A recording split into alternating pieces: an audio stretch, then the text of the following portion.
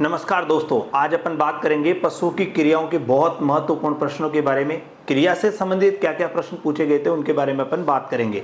सबसे पहला प्रश्न है अपना, जंतुओं का पालन पोषण, देखभाल, ब्रीडिंग व उपयोग का अध्ययन कहलाता है। जंतुओं का पालन पोषण करना है, देखभाल, ब्रीडिंग, उनका उपयोग, अध्ययन, इनका सबका अध्ययन क्या कहलाता है? पशुपालन कहलाता है, एनिमल साइंस कहलाता है, वेटेरिनरी साइंस कहलाता है या एनिमल हस्बेंड्री कहलाता है। तो ये सारी की सारी जो क्रिया होती है वो एनिमल हस्बेंड्री कहलाती है। क्या कहलाती है? एनिमल हस्बेंड्री कहलाती है। आपको बिल्कुल कंफ्यूज नहीं होना। पशु कृषि विज्ञान की वो शाखा जिसके अंतर्गत पालतू पशु के पालन पोषण, आहार, प्रजनन व स्वास्थ्य का अध्ययन किया जाता है वो एनिमल हस्बेंड्री कहलाता है। उसके बाद अगला देखिए अपना, झुंड से अवांछनीय पशुओं को अलग करने की क्रिया क्या कहलाती है? एक झुंड है, झुंड में से आप अवांछनीय यानी जो आपके काम नहीं आ रहे उनको आप अलग कर रहे हो, वो क्रिया क्या कहलाती है? तो वो क्रिया कहलाती है कलिंग कहलाती है। सकलिंग का अर्थ होता है नवजात बछड़े को मां के साथ रखना। विनिंग को अर्थ होता है अलग रखना। आइसोलेशन का मतलब होता है बीमार पशु को जिस कक्ष में रखा जाता है उसे आइसोलेशन कक्ष कहा जाता है। और एक हो गया कलिंग यानी अवांछनीय पशु को झुंड से अलग करने की क्रिया। अगला देखिए, पशुओं में वह अवस्था जिसमें सभी जनन अंग क्रियाशील हो जाते हैं, नर में शुक्राणु का निर्माण हो जाता है, वो मादा में अंडाणु का निर्माण हो जाता है, तो वह अवस्था क्या कहलाती है? तो वह अवस्था यौनावस्था कहलाती है। और जब पशुओं, मादा पशुओं में यौनावस्था आ जाती है, उनके सभी प्रजनन अंग क्रियाशील हो जाते हैं, मादा नर से संभोग हेतु आकर्षित हो जाती है, वो तो यौनावस्था। लेकिन जब मादा पशु अपनी योनि से एक तरल पदार्थ स्रावित करती है जो नर को संभोग हेतु आकर्षित करती है, तो वो मध्यकाल अवस्था कहलाती है। तो इसके अंदर फाइनल आंसर अपना यौनावस्था हो जाएगा। अगला, जब एक मादा बच्चे जुड़वा बच्चों को जन्म देती है जिसमें एक नर व दूसरी मादा हो, इसमें मादा हमेशा बांझ होती है, तो ये क्रिया क्या कहलाती है? तो ये कहलाती है प्रीमार्टिन। जब कोई भी मादा पशु जुड़वा बच्चे को जन्म देता है, एक नर हो और एक मादा हो, उनमें मादा हमेशा बांझ होती है, तो उस वाली कंडीशन को अपन प्रीमार्टिन कहते हैं। उसके बाद अगला देखिए, पांचवा, नर में दो वृषण होते हैं। नर में दो वृषण होते हैं। ये दोनों वृषण रज्जु के द्वारा लटके हुए थे और वृषण कोष में उपस्थित होते हैं। वृषण कोष का तापमान वृषण के शरीर के तापमान से थोड़ा कम होता है ताकि शुक्राणु का निर्माण अच्छा हो सके। तो अपन बात कर रहे हैं कि नर पशुओं में दोनों जो शुक्राणु, जो दोनों वृषण होते हैं वह वृषण कोष के द्वारा लटके हुए थे, लेकिन कुछ स्थितियों में एक या दोनों वृषण का वृषण कोष में नहीं आना और उदर गुहा में रह जाना। जैसे आपने देखा होगा मुर्गे के अंदर, हाथी के अंदर, इनमें उदर गुहा में पाए जाते हैं, तो उस वाली कंडीशन को कहा जाता है क्रिप्टोकिज्म। क्या कहा जाता है? क्रिप्टोकिज्म कहा जाता है। नर में दो वृषण होते हैं, ये दोनों वृषण वृषण कोष में नहीं रहते, लेकिन कुछ स्थितियों में एक या दोनों वृषण वृषण कोष में नहीं आकर उदर गुहा में रह जाते हैं, तो कहलाता है क्रिप्टोकिज्म कहलाता है। उसके बाद अगला देखिए,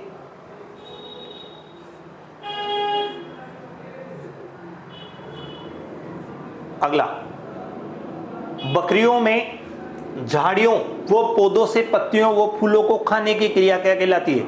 बकरियां झाड़ियों से वो पौधों से पत्तियों को, फूल को चूट चूट कर खा रही है, तो वो क्रिया कहलाएगी ब्रूसिंग। निबलिंग का क्या होता है? निबलिंग का अर्थ होता है बकरी का जमीन से चारा खाना। बकरी का जमीन से चारा खाना क्रिया कहलाती है निबलिंग। ब्रूसिंग व चुटाई यानी बकरी के द्वारा पेड़ से फूलों पत्तियों को चूट चूट कर खाना, वो कहलाता है ब्रूसिंग। ब्राउजिंग, बकरी के द्वारा आगे वाले पैरों को पेड़ पर रखकर पेड़ से फूल व पत्तियों को खाना ब्राउजिंग कहलाता है। ग्रेजिंग, गाय, भैंस, भेड़, इनका जमीन से चारा खाने की क्रिया ग्रेजिंग कहलाती है। और मिक्स ग्रेजिंग क्या होता है कि चारागाह के अंदर गाय, भैंस, भेड़, बकरी, जितने भी जानवर सारे मिक्स करके चारा खा रहे हैं, मतलब सारे एक साथ चारा खा रहे हैं, वो मिक्स ग्रेजिंग कहलाता है। एक जीरो ग्रेजिंग भी होता है। जीरो ग्रेजिंग का अर्थ होता है जमीन से चारे को बिल्कुल रगड़ कर काटना या बिल्कुल रगड़ कर ही हटा देना, क्या कहलाता है? जीरो ग्रेजिंग कहलाता है। अगला आ जाइए, वेलोविंग। वेलोविंग देखो, वालव का अर्थ होता है गाय भैंस और सूअरों का पानी से लौटने के लिए जो गड्ढा भरते हैं उसको वालव बोलते हैं, और लौटने की जो क्रिया होती है वो कहलाती है वेलोविंग। और वेलोविंग का संबंध मुख्यतया भैंस से है। सूअरों व भैंसों के लौटने हेतु पानी से भरा हुआ गड्ढा क्या कहलाता है? तो गड्ढा कहलाता है वालव कहलाता है। उसके बाद पशुओं को ब्रुश से रगड़कर नहलाना क्या कहलाता है? तो पशुओं को ब्रुश से रगड़कर नहलाना ग्रूमिंग कहलाता है। ठीक है, ग्रूमिंग का उद्देश्य बताया था। ग्रूमिंग का उद्देश्य होता है रक्त संचरण तेजी से होगा, बाह्य परजीवी सारे नष्ट हो जाएंगे, पशु स्वच्छ रहेगा, त्वचा चमकीली रहेगी, तो इसके अंदर हो जाएगा ग्रूमिंग। पशुओं में ग्रूमिंग के उद्देश्य तो उपरोक्त सभी आ जाएगा। ब्रूसिंग चुठाई किस पशु की एक प्रमुख क्रिया है, तो ये बकरी की एक प्रमुख क्रिया है। ब्रूसिंग का संबंध, चुठाई का संबंध मुख्यतया बकरी से, ब्राउजिंग का संबंध भी बकरी से, निबलिंग का संबंध भी मुख्यतया बकरी से। दो मध्यकालों के बीच का समय क्या कहलाएगा, तो दो मध्यकालों के बीच का जो समय होगा तो वह मध्यकाल कहलाता है। एक बार पशु आज मध्य में आया, अगली बार कब आएगा, इन दोनों के बीच के समय को मध्य चक्र कहा जाता है। और मध्य चक्र का लगभग समय सभी पशुओं के अंदर 21 दिन होता है। सिर्फ भेड़ का जो सबसे स्पेशल होता है, एग्जाम में पूछा जाता है, भेड़ का होता है 16.5 दिन, यानी 16 से 17 दिन होता है। उसके बाद अगला देखिए 13वां प्रश्न।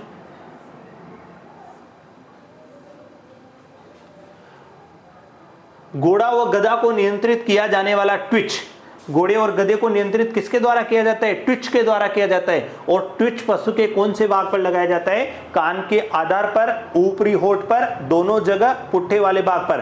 तो ये लगाया जाता है कान के आधार पर, कान के आधार पर लगाया जाता है और ऊपरी होठ पर लगाया जाता है। यानी उपरोक्त सभी इस दोनों, मतलब दोनों जगह लगाया जाता है, यानी सी ऑप्शन आ जाएगा, क्योंकि कान के आधार पर लगाकर उसको ऊपरी होठ पर भी लगाया जाता है। तो दोनों जगह इसके अंदर आंसर आ जाएगा। 14वां देखिए, गोवंश को गिराने की विधियां कौन कौन सी है, तो गोवंश को गिराने की विधियां होती है रिफ्यूज और अल्टरनेटिव, और घोड़े को गिराने की विधि होती है होबलस और डबल साइड। तो ये चीज भी याद रखना है कि गोवंश को गिराने की विधियां कौन सी है, तो रिफ्यूज विधि और अल्टरनेटिव विधि दोनों हो जाएगी, और घोड़े को गिराने वाली हो जाएगी डबल साइड लाइन होगी, और होबलस विधि, दोनों इसके अंदर उत्तर माना जाएगा। अगला, पशु के ब्याने के 60 से 90 दिन पूर्व, पशु का ब्याने के 60 से 90 दिन पहले दूध निकालना बंद कर देना क्या कहलाता है, तो वो कहलाता है शुष्क काल कहलाता है। पशु की गणना किस ओर से की जाती है, तो पशु की गणना की जाती है पूंछ की ओर से गणना की जाती है। तभी जाके डिसाइड किया जाता है कि लेफ्ट साइड पे आमाशय होगा, राइट साइड पे गर्भाशय होगा, क्योंकि अगर आपने मुंह की तरफ से गणना करी तो फिर दोनों उल्टा हो जाएगा। इसलिए याद रखना है, गणना हमेशा पूंछ की ओर से करनी चाहिए। गाय भैंस में शुष्क काल का समय बताइए, तो गाय भैंस में जो शुष्क काल का समय होता है वो लगभग होता है 60 से 90 दिन का समय होता है। कई सारी किताबों में आपको नॉर्मली 40 से 90 दिन भी मिल सकता है, 50 से 90, लेकिन वही होता है 2 से 3 माह के बीच का समय होता है। पशुओं में आफरा आने पर ट्रोकार कैनुला नामक जो उपकरण लगाया जाता है वो पशु के किस ओर लगाया जाता है। अब आपको बिल्कुल भी रटना नहीं है, जिस साइड पे आमाशय होगा उधर ही लगाना है। पशुओं में आमाशय किस ओर होता है, तो लेफ्ट साइड पे होता है, तो ट्रोकार कैनुला जो नामक उपकरण लगाया जाता है वो भी लेफ्ट साइड पे लगाया जाता है। अगला देखिए 20वें नंबर का प्रश्न।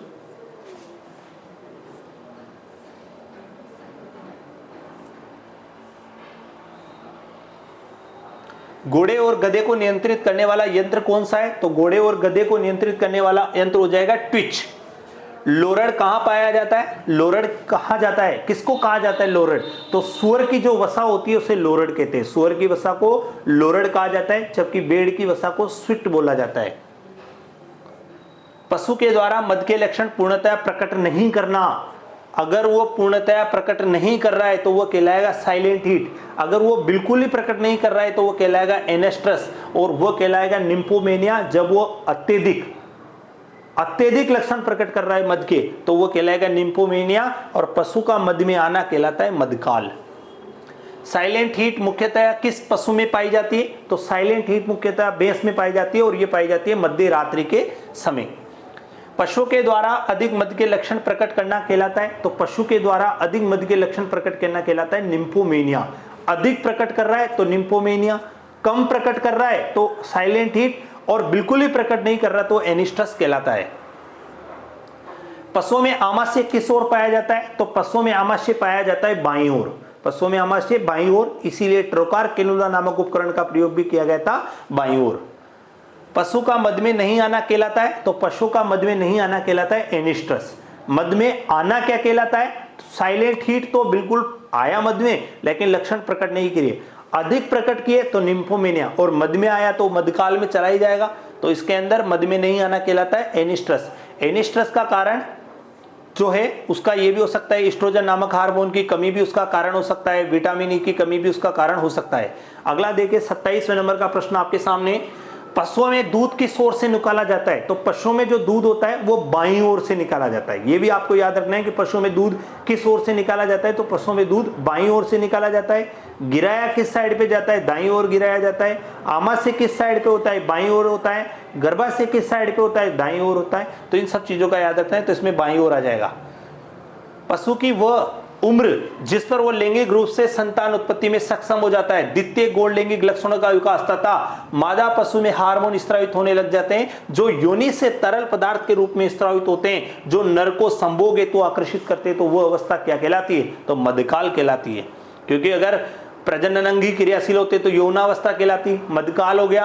मध्य चक्र, दो मध्यकालों के बीच का समय कहलाता है मध्य चक्र। और गर्भकाल निषेचन से लेकर बच्चा पैदा होने के बीच वाले समय को बोलते हैं गर्भकाल। तो इसके अंदर फाइनल जो आंसर होगा वो मध्यकाल राइट हो जाएगा।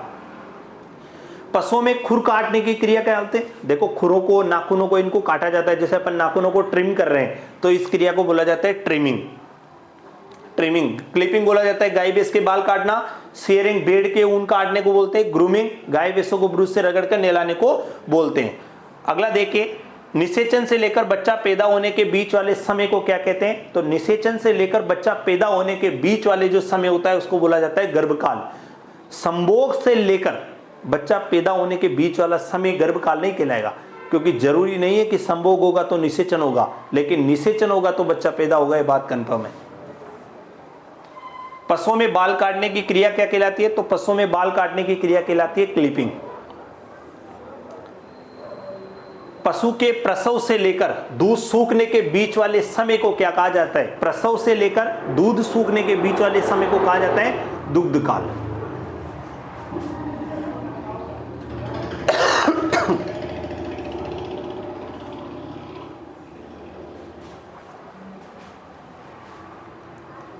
अगला प्रश्न देखिए,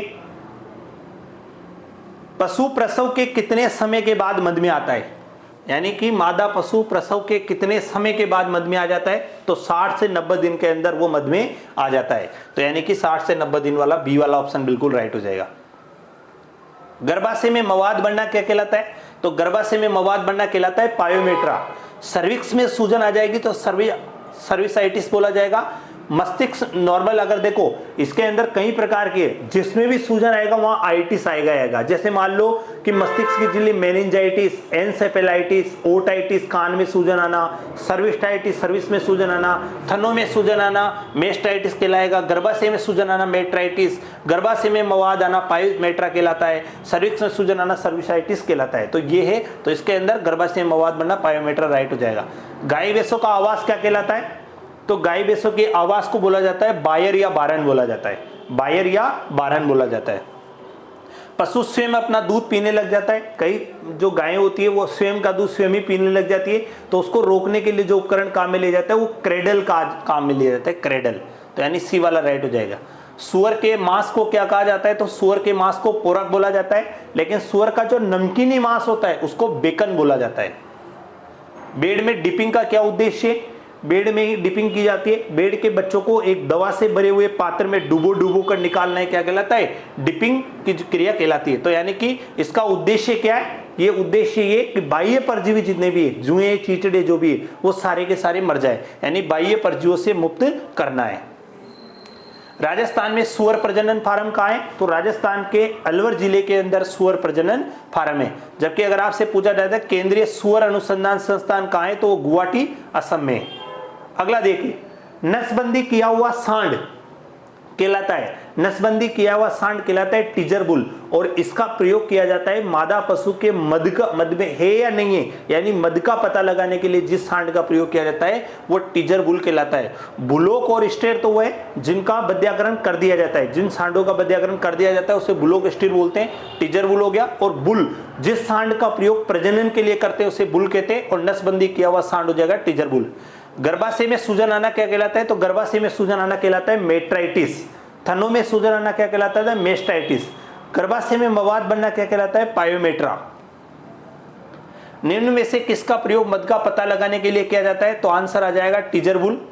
थनों से रुके हुए दूध को बाहर निकालने के लिए कौन सा उपकरण काम में ले? थनों में दूध अटक जाता है, रुक जाता है, तो उसको निकालने के लिए किस उपकरण? तो इसके अंदर आ जाएगा टीट साइपन नामक उपकरण होता है, तो उसके अंदर एक टीट केनाल भी होती है जो हर थन के अंदर पाई जाती है। जैसे ऊँटनी के एक थन में 2 टीट केनाल होती है, गाय में एक थन में एक ही टीट केनाल होती है। तो ये सारी की सारी चीजें आपको याद होनी चाहिए। और टीट जो साइपन होता है वो मेस्टाइटिस बीमारी में मान लो थन जब बिल्कुल बंद हो जाता है, दूध नहीं आता है, तो उसमें टीट साइपन का प्रयोग किया जाता है। भेड़ के बच्चे को दवा से भरे हुए पात्र में डुबोना क्या कहलाता है? तो डिपिंग कहलाता है। मुख्य उद्देश्य क्या होगा? बाह्य परजीवियों से मुक्ति। थनों में सूजन आना क्या कहलाता है? तो थनों में सूजन आना कहलाता है मेस्टाइटिस। गर्भाशय में सूजन आना मेट्राइटिस अभी बताया था आपको। सुअरों का आवास क्या कहलाता है? तो सुअरों का आवास कहलाता है स्टाई। सुअरों का आवास क्या कहलाता है? स्टाई कहलाता है। स्टेबल होता है। घोड़ों का आवास ब्रूडर आवास। ब्रूडिंग आवास में मुर्गियों के चूजे जो 0 से 4 सप्ताह के जो चूजे पालते हैं उस क्रिया को ब्रूडिंग बोलते हैं। और जिस आवास में पालते हैं उसे ब्रूडर आवास बोला जाता है, जिसको कृत्रिम माँ आर्टिफिशियल मदर के नाम से भी जाना जाता है। और बायर और बारन में हो जाएगा कि गाय भैंसों का जो आवास है उसको क्या बोला जाता है? बायर या बारन बोला जाता है। उसके बाद अगला देखिए 47 में, ये 47 खीस अच्छा स्रोत होता है। तो खीस सबसे अच्छा स्रोत किसका होता है? देखो प्रोटीन का सबसे अच्छा स्रोत है। सबसे पहली बात तो प्रोटीन है, क्योंकि खीस के अंदर लगभग 17.5 से 18% प्रोटीन है। तो खीस सबसे पहला तो प्रोटीन है। लेकिन अगर प्रोटीन ऑप्शन में नहीं होता तो फिर खनिज लवण व विटामिन का है, ठीक है ना। खनिज लवण व विटामिन का अच्छा स्रोत माना जाता है, लेकिन इस समय प्रोटीन माना जाएगा। केंद्रीय सूअर अनुसंधान संस्थान स्थित है। तो केंद्रीय सूअर अनुसंधान संस्थान गुवाहाटी असम में, जबकि राजस्थान के अंदर सूअर प्रजनन फार्म अलवर जिले में। सूअर